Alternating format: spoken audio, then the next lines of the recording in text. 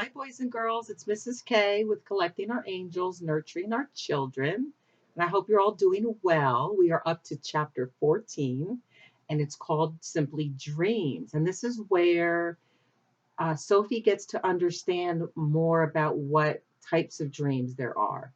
In this chapter, there's two really cool things. One is, since this is by Roald Dahl, he kind of puts himself in as a cameo. A cameo is when a star goes on a movie and plays themselves. So listen for that. And they are going to talk about something called a dressing gown. And in different countries, they call things differently than what we do. And that's simply a robe. So when you listen here for that, Sophie talks about that. So this one is dreams. The big friendly giant was seated at the great table in his cave, and he was doing his homework. Sophie sat cross legged on the tabletop nearby, watching him at work. The glass jar containing the one and only good dream they had caught that day stood between them. The BFG, with great care and patience, was printing something on a piece of paper with an enormous pencil. What are you writing? Sophie asked him. Every dream is having its special label on the bottle, the BFG said. How else could I find the one I am wanting in a hurry? But can you really and truly tell what sort of dream it's going to be simply by listening to it? Sophie asked. I can, the BFG said, not looking up. But how? Is it by the way it hums and buzzes? You is less or more right, the BFG said. Every dream in the world is making a different sort of buzzy hum music. And these grand swashbuckling ears of mine is that able to read that music. By music, do you mean tunes? I is not meaning tunes. Then what do you mean? Human beings is having their own music, left or right. Right, Sophie said. Lots of music. And sometimes human beings is very overcome when they is hearing wondrous music. They is getting shivers down their spindles, right or left. Right, Sophie said.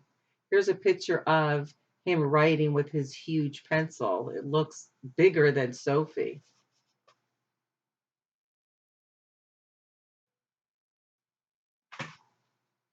So the music is saying something to them. It is sending a message. I do not think the human beings is knowing what that message is, but they is loving it just the same. That's about right, Sophie said. But because of these jump swiftling ears of mine, the BFG said, I is not able to hear the music that dreams is making, but I is understanding it also. What do you mean understanding it? Sophie said. I can read it, the BFG said. It talks to me. It is like a language. I find that just a little, I find that just a little hard to believe, Sophie said. I'll bet you is also finding it hard to believe in quagwinkles, the BFG said, and how they is visiting us from the stars. Of course I don't believe that, Sophie said. The BFG regarded her gravely with those huge eyes of his. I hope you will forgive me, he said, if I tell you that human beings is thinking they is very clever, but they is not. They is nearly all of them not muchers and squeak pips. Cute. I beg your pardon, Sophie said. The matter with human beings, the BFG went on, is that they is absolutely refusing to believe in anything else. They is actually seeing right in front of their own schnozzles. Of course, quagwinkles is existing. I is meeting them oftenly. I is even chittering to them. He turned away contemptuously from Sophie. and resumed his writing. Sophie moved over to read what he had written so far. The letters were printed big and bold, and they were not very, very well formed. Here is what it said. So, what he's doing is he's writing about what the dream is, and here's the first one.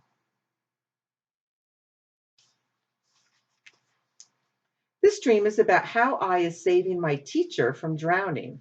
I is diving into the river from a high bridge, and I is dragging my teacher to the bank. Then I is giving him the kiss of death.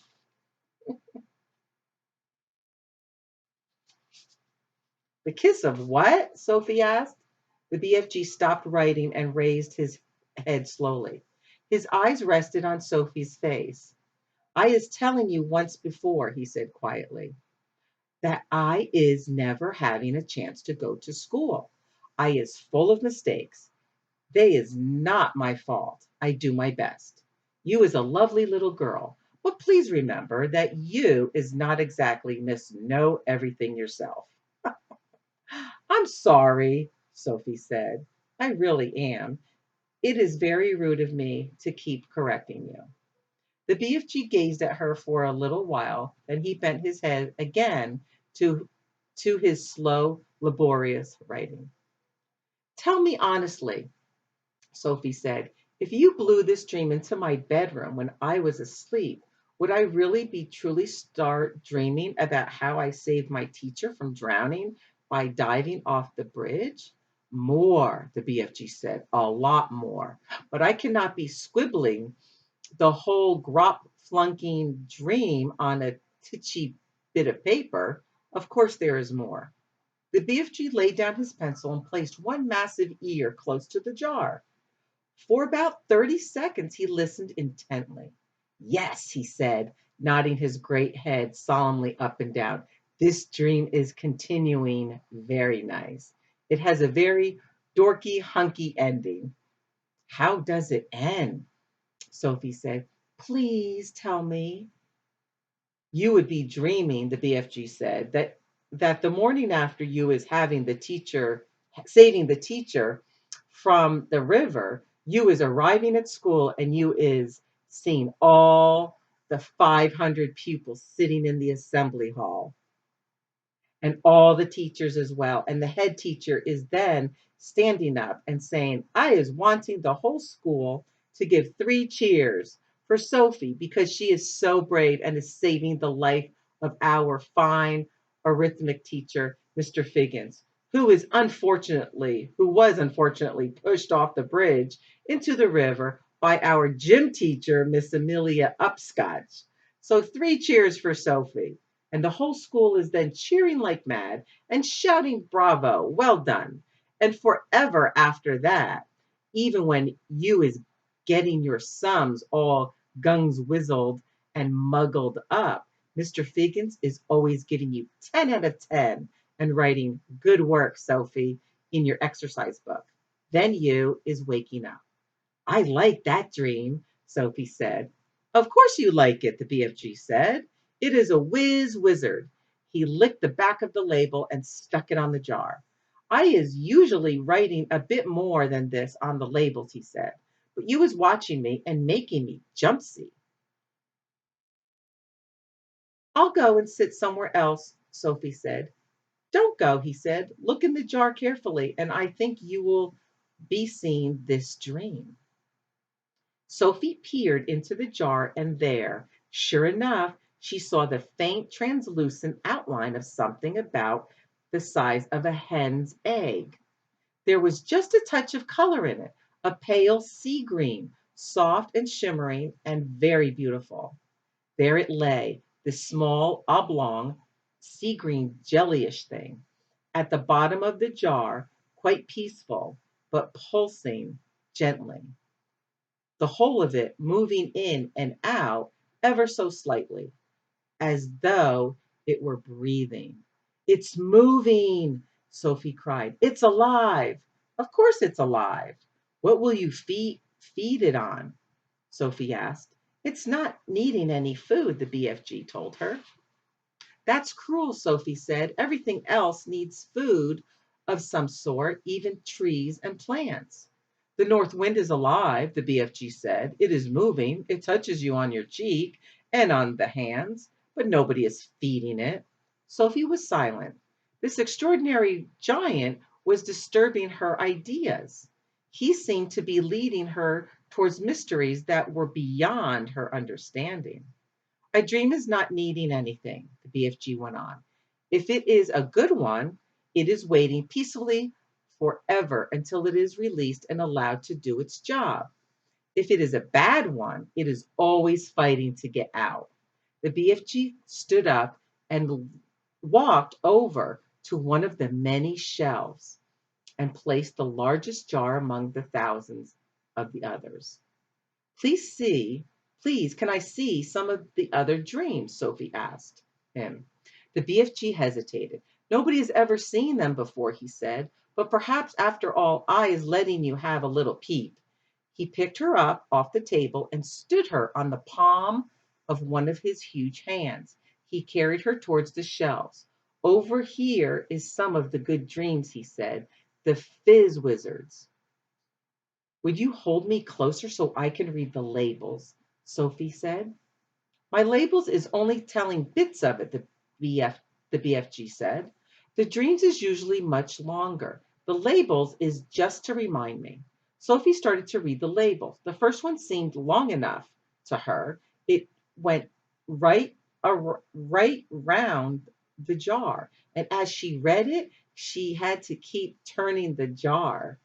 This is what it said. Today, I is sitting in class and I discover that if I is staring very hard at my teacher in a special way, I is able to put her to sleep. So I keep staring at her. I keep staring at her. In the end, her head pops on to her desk and she goes fast to sleep and snorkles loudly. Then in marches the head teacher and he shouts, "Wake up, Miss Plumridge. How dare you go to sleep in class? Go fetch your hat and coat and leave this school forever. You is sacked." But in a jiffy, I is putting the head teacher to sleep as well. And he just clumples slowly to the floor like a lump of jelly. And there he lies, all in a heap of, and starts snorkeling like even louder than Miss Plumridge. And then I is hearing my mummy's voice saying, "Wake up, your breakfast is ready." Here's the head teacher she has laying there. What a funny dream, Sophie said. It's a ring beller, the BFG said. It's whoopsie. Inside the jar, just below the edge of the label, Sophie could see the putting to sleep dream lying peacefully on the bottom, pulsing gently. Sea green like the other one, but perhaps a trifle larger. Do you have separate dreams for boys and for girls? Sophie asked. Of course, the BFG said. If I is giving a girl's dream to a boy, even if it was really whoopsie girl's dream, the boy would be waking up and thinking what a rot, bungling, grinks, glunging old dream that was. Boys would, Sophie said. These here is all girls' dreams on this shelf, the BFG said. Can I read a boy's dream? You can, the BFG said, and he lifted her to a higher shelf. The label on the nearest boy's dream jar read as follows. I is making myself a marvelous pair of suction boots, and when I put them on, I is able to walk straight up the kitchen wall and across the ceiling. Well, I is walking upside down on the ceiling when my big sister comes in, and she is starting to yell at me, as she always does, yelling, "What on earth is you doing up there on the ceiling?" And I looks down at her and I smiles and I says, "I told you you were driving me up the wall and now you have done it." I find that one rather silly, Sophie said. Boys wouldn't, the BFG said, grinning. It's another ring beller. Perhaps you have seen enough now. Let me read another boy's one, Sophie said. The next label said, the telephone rings in our house, and my father picks it up and says in his very important telephone voice, Simpkins speaking. Then his voice goes, then his face goes white and his voice goes all funny. And he says, What? Who? And then he says, Yes, sir, I understand, but surely it is me you is wishing to speak to, sir, not my little son. My father's face is going from white to dark purple, and he is gulping like he has a lobster sucking in his stuck in his throat. And then at last he is saying, Yes, sir, very well, sir. I will get him, sir. And he turns to me and he says in a rather respectful voice, Is you knowing the President of the United States? And I says, No, but I expect he is hearing about me. Then I is having a long talk on the phone and saying things like, Let me take care of it, Mr. President. You'll bungle it up if you don't do it your way. And my father's eyes is googling right out of his head. And that is when I is hearing my father's real voice saying, Get up, you lazy slob, and or you will be late for school. So here's the part from the dream. He's talking to the president, the little boy. Boys are crazy, Sophie said. Let me read this next one. Sophie started reading the next label. I is having a bath and I is discovering that if I press quite hard on my tummy button, a funny feeling comes over me and suddenly my legs is not there, nor is my arms. In fact, I has become absolutely invisible all over. I is still there, but no one can see me, not even myself. So my mummy comes in and says, Where is that child? He has he was in the bath a minute ago and he can't possibly have washed himself properly. So I says, Here I is. And she says, Where? And I says, Here. And she says, Where? And I says, Here. And she yells, Henry, come up quick. And when my daddy rushes in, I is washing myself. And my daddy sees the soap floating around in the air, but of course he is not seeing me. And he shouts, Where are you, boy? And I says, Here. And he says, Where? And I says, Here. And he says, Where? And I says, Here. And he says, The soap, boy, the soap. It's flying in the air. Then I press my tummy button again, and now I is visible. My daddy is squiffy with excitement, and he says, You is the invisible boy. And I says, Now I is going to have some fun.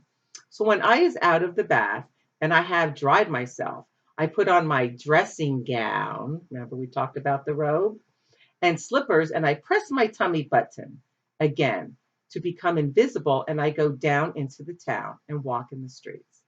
Of course, only me is invisible, but not the things I is wearing. So when people is seeing a dressing gown and slippers floating along the street with nobody in it, there is a panic with everybody yelling, A ghost, a ghost. And people is screaming left and right and being strong, and big, strong policemen is running for their lives. And best of all, I see Mr. Grummet, my algebra teacher, coming out of a pub. And I float up to him and I say, Boo. And he lets out a right some howl and dashes back into the pub. And then I is waking up and feeling happy as Squiss, Whiffs Squiddler. Pretty ridiculous, Sophie said. All the same, she couldn't resist reaching down and pressing her own tummy button to see if it worked. Nothing happened. Dreams is very mystical things, the BFG said. Human beings is not understanding them at all. Not even their brainiest professors is understanding them. Has you seen enough? Just this last one, Sophie said. This one here. She started reading. I has written a book, and it is so exciting nobody can put it down. As soon as you has read the first line, you is so hooked on it, you cannot stop until the last page. In all the cities, people is walking in the streets, bumping into each other because their face is buried in my book, and dentists is reading it and trying to fill teeths at the same time, but nobody minds because they is already reading it too in the dentist's chair. Drivers is reading it while driving, and cars is crashing all over the country. Brain surgeons is reading it while they is operating on brains, and airline pilots is reading it and going to Timbuktu instead of London. Football players is reading it on the field because they can't put it down. And so is Olympic runners while they is running. Everybody has to see what is going to happen next in my book. And when I wake up, I is still tingling with excitement at being the best writer in the world has ever known until my mummy comes in and says, I was looking at your English exercise book last night, and really your spelling is atrocious, and so is your punctuation. That's enough for now, the BFG said. There is dillions more, but my arm is getting tired holding you up. What are all those over there? Sophie said. Why have they got such tiny labels? That, the BFG said, is because one day I is catching so many dreams, I is not having the time or energy to write out long labels. But there is enough to remind me. Here's the picture of the people reading the book, that special book that everybody has to keep reading. Can I look? Sophie said. The long suffering BFG carried her across to the jars she was pointing to. Sophie read them rapidly, one after the other. I is climbing Mount Everest with just my pussycat for company. These are the ones that have the little bit of writing on them. I is inventing a car that runs on toothpaste. I is able to make the electric lights go on and off just by wishing it. I is only an 8-year-old little boy, but I is growing a splendid bushy beard, and all the other boys is jealous. I is able to jump out of any high window and float down safely. I has a pet bee that makes rock and roll music when it flies. There's some pictures that go with these.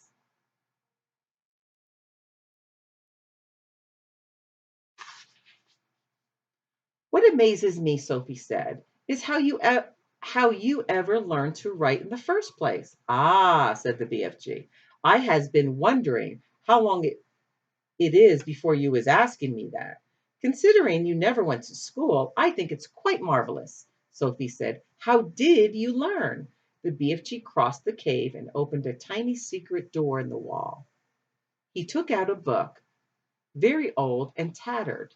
By human standards, it was an ordinary size book, but it looked like a postage stamp in his huge hand. One night, he said, I was blowing a dream through the window, and I seized this book lying on the little boy's bedroom table.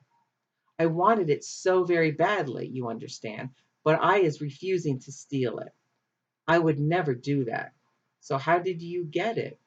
Sophie asked. I borrowed it, the BFG said, smiling a little. Just for a short time I borrowed it. How long have you had it? Sophie asked. Perhaps only about 8 years, the BFG said. Soon I shall be putting it back. And that's how you taught yourself to write? Sophie asked him. I is reading it hundreds of times, the BFG said. And I is still reading it and teaching new words to myself and how to write them. It is the most scrumptious story. Sophie took the book out of his hand. Nicholas Nickleby, she read aloud. By Dahl's Chickens, the BFG said. By who? Sophie said. Just then, there was a tremendous noise of galloping feet from outside the cave. What's that? Sophie cried. That is all the giants zip-fizzing off to another country to guzzle human beings, the BFG said. He quickly popped Sophie into his waistcoat pocket, then hurried to the cave entrance and rolled back the stone. Sophie peeped out of her spy hole, saw all 9 of the fearsome giants coming past at full gallop. Where's you off to tonight? Shouted the BFG. We is all of us flush bunking off to England tonight, answered the flush lump eater as they went galloping past.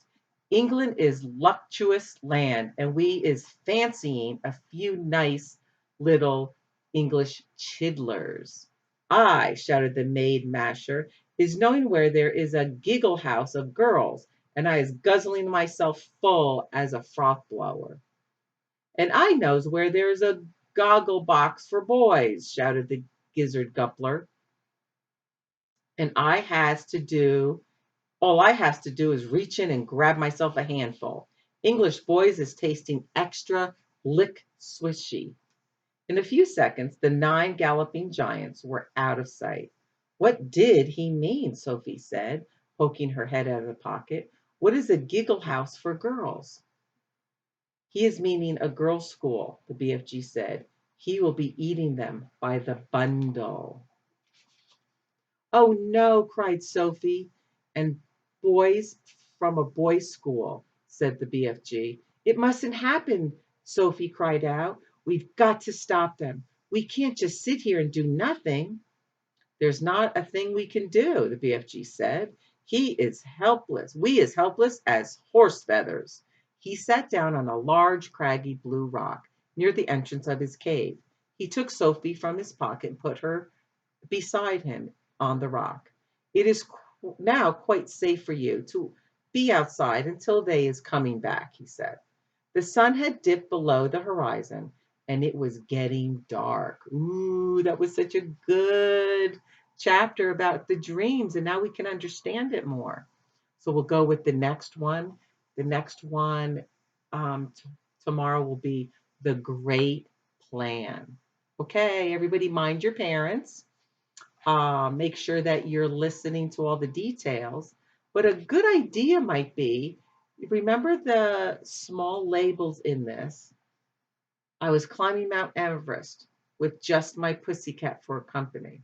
Maybe listening to these again, think about a dream or story that you could write based on these. I is inventing a car that runs on toothpaste. Maybe you write about that. I is able to make the electric lights go on and off just by wishing it. I is only an 8-year-old boy, but I is growing a splendid bushy beard and all the boys are jealous. I is able to jump out of any high window and float down safely. I is a pet bee that makes rock and roll music when it flies. Maybe take one of those ideas and write a little short story, just a few paragraphs about it, just to keep your writing in order. So I'll talk to you soon. Mind your parents. We're all going to do well through this.